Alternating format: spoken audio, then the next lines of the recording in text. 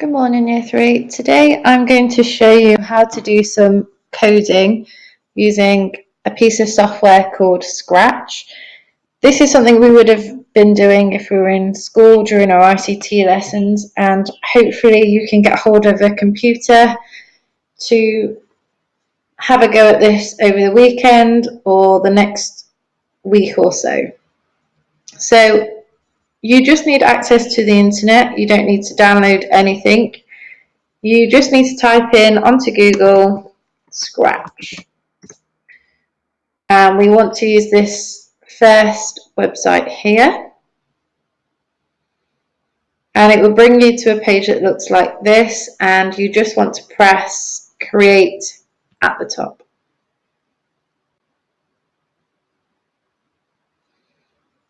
Okay, so I'm just going to close tutorials. This is what we're going to work with. So here on the side we have our codes tab, costumes tab and sounds tab. These will give us access to the codes that we need when we begin to create different things. We've got our workspace here, and here to the right we've got our stage. So at the moment on my stage I have a cat. We call this a sprite. I can currently move that anywhere around my stage, okay? But I don't want a cat, so I'm going to delete. Down here at the bottom, my stage is now empty.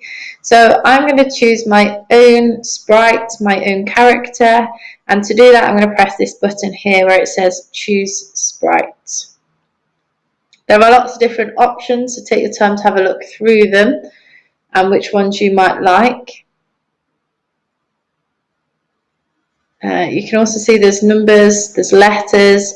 We will use those at a different point, but for now I'd suggest just choosing perhaps an animal or a person, some sort of character, just for now whilst we get used to the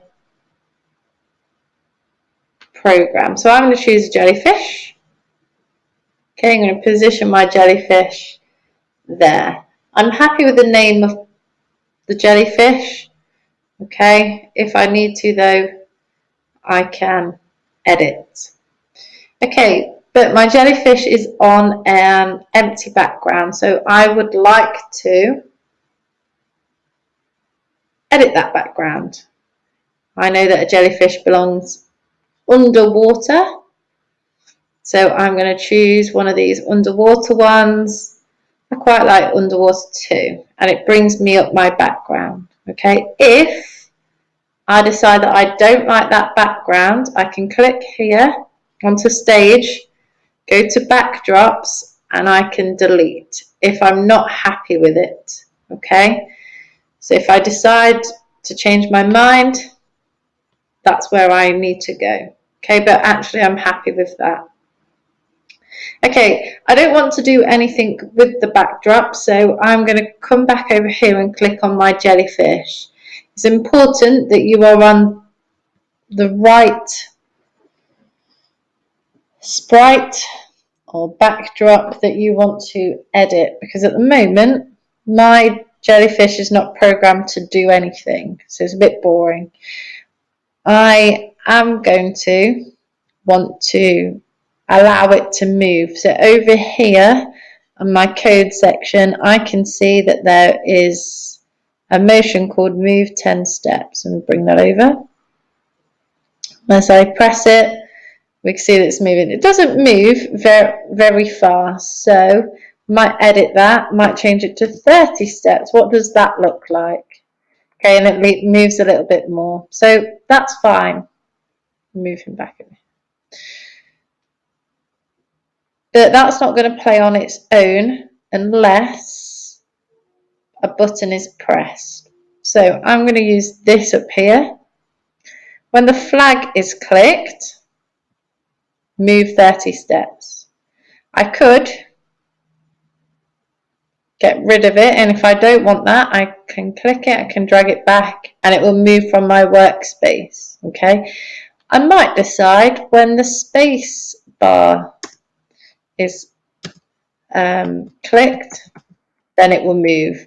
Whatever is easiest for you. There's this drop down arrow, and you can select which key on your keyboard you'd like to use to allow it to start moving. Again, if I don't want that, bring it over here. But I'm going to use the simple one, which is when the flag is clicked. Okay, move 30 steps. So at the moment, when my flag is clicked, it's just moving 30 steps. Now back to motion. I might decide to add another motion. Might decide to tell it to move to see what that looks like. Okay, so let's see, when the flag is clicked, okay, it's now moved slightly 15 degrees. Maybe I want it to turn back the other way as well. Let's see, what does that look like? Okay, and it's moving down and down and down. So if I'm not happy with something, I can pick it up, drag it and put it back. Okay, if I want to add more steps, I can add more steps. I can create a bit of a ladder. When the flag is clicked, it will move. So I want you to just have a play around with selecting your own sprites, selecting your own backdrop, and trying some of these move and turn motions here on the left. Okay, remember to add in the event button so that it works when you click it. If and when you are happy with that and you would like to save it so you can come back to it next time, all you need to do is save to your computer.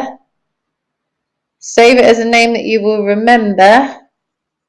Okay, so that next time when you want to use this, you can come back here to File, load from your computer, and you should be able to load it. And there you go, it's brought it back up. Okay, so have a go with selecting a sprite, selecting a stage, and using some of the motion tabs here on the left. If you would like to add a second sprite, you may add a second sprite. Okay, and then next week or next time we will begin to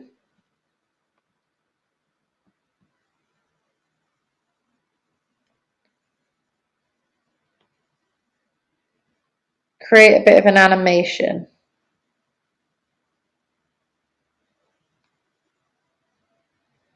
Okay, so see if you can add maybe a motion to both of your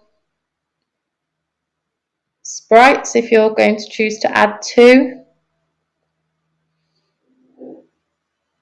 and see what that looks like when you press it. Okay, they both move at the same time. So today is just for you to explore how to add a sprite, how to add a backdrop, how to make it move, and how to save. Okay, good luck and have some fun. I think you will enjoy this when you get started.